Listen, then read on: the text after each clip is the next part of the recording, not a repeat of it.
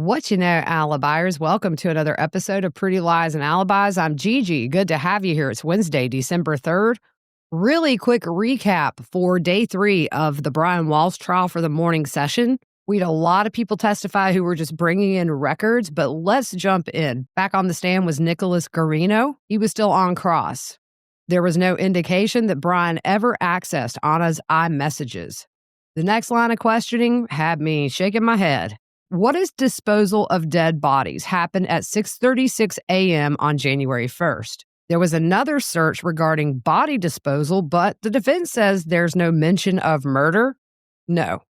Another search, cool ways to be buried. No reference to murder. No. Defense says the first time murder was introduced in the searches was at 11:28 a.m. on January 1st, which was 6 hours after the searches began. And the search that included murder was right after a search, best way to dispose of body parts quietly. The witness agrees. There was no evidence the user tried to destroy search history? No. The defense points out the first time divorce is searched was on December 27th, and the search term was for Katie Holmes' divorce, meaning the one to Tom Cruise. The searches about the odor from a dead body don't start until January 3rd. The witness says on January 1st, he searched how long does a body start smelling, but not about masking it, and the witness says no. On redirect, of all the devices you received on January 6th by Brian, did you get the MacBook? And the witness says no. The next witness was William Foley. He is with the U.S. Customs and Border Patrol. He inspects documents of people traveling in and out of the U.S. They use a law enforcement tool named TEX that stores arrival and departure records for the United States. The records are mainly input by the airlines, and anybody coming in or out of the U.S., as you know, would need to give their passport. If someone has dual citizenship, the airline will use the passport that the traveler provides. They bring in Anna's records from January 1st, 2022 to July of this year. She was born April 12th, 1983. The last time she left the U.S. was on November 23rd, 2022, returning on December 7th. That was for the trip to Ireland and then to Serbia to be with her mom. The next witness, Sergeant Patrick Reardon from the Cohasset Police Department, he is the canine handler. His canine was named Einstein. On January 5th, they did an area search in the morning. They worked the front left side and the rear of the property. They didn't have a track, so there was no definitive area of where to start, so they let the dog essentially just try to pick up a human odor. They show photos of the areas the canine searched, and they spent around 30 minutes letting the dog sniff around, but nothing was found. They did not go in the backyard because Brian's dog was there, and it just wouldn't have worked. The next witness, Thomas Menio from JetBlue, he brought in records of Anna's travel from December 25th, 2022 through January 30th of 2023. They talked about some of her booked flights. She booked on December 20th for December 25th. That was from DC to Boston. That flight was refunded. He also gave several dates throughout the month of January she had already booked travel for, coming home to Boston and going back to DC. The next witness, Greg Lawrence, he was a patrol officer back in January of 2023. On January 4th, he responded to Brian's house for that well-being check. He was met by Brian at the door, and that's when Brian told him he wanted to file a missing person report. He says his demeanor was very calm. That interaction wasn't recorded, and believe it or not, Cohasset did not have body cams at the time, and they still don't. Brian told the officer he had called Anna's work and they had not heard from her. He said the last time he saw her was January 1st, and it was between 6 and 7 a.m. before her flight back to D.C., and he said she took an Uber. Brian told the officer he tried calling and texting as well as reaching out to friends and coworkers in the D.C. area. He said they usually FaceTime frequently for her to be able to see the kids.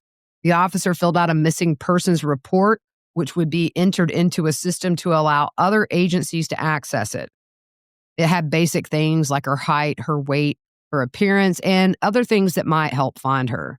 Brian was the one that provided the information, and they show that form on screen. I'm not going to show it because it has her social and some other sensitive information. One of the first things they would then do is contact JetBlue to see if she boarded any flight. He went back to the house around 6:30 p.m. to do that recorded interview with lead investigator Schmidt. The next few witnesses were just bringing in records for Lyft or Uber and confirming we know she did not take a Lyft or an Uber to the airport. The next witness, Michael Kenyon, he is an officer with the Swampscott Police Department. On January 9th, he was dispatched to Brian's mom's apartment complex. He was called in to assist multiple agencies for the search of that dumpster, as well as the trash compactor. He then escorted the caravan from the dumpster to a trash service in PBD. It's not Peabody. Everybody from there is pronouncing it PBD. Kind of a tongue twister. The next witness, Amy Waterman. She's a trooper with the Massachusetts State Police.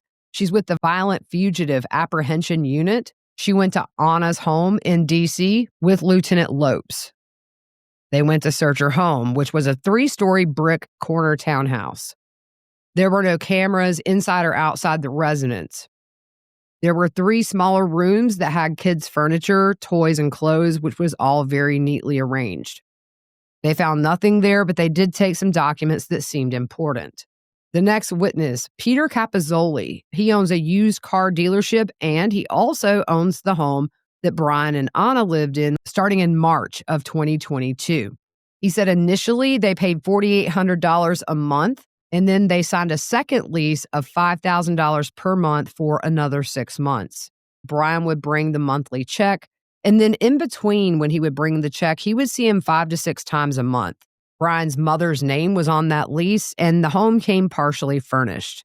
He was on vacation for New Year's and got a call from Brian in the late afternoon on January 4th. Brian asked if he had security cameras at his auto sales business. The witness said no because they were still in the building process. Brian told him Anna was missing, and he told him that Anna had left to go to the airport around 4 or 5 in the morning. The witness mentioned a building nearby that may have footage. They show a photo of Anna on the floor in the living room, laying on top of a green rug.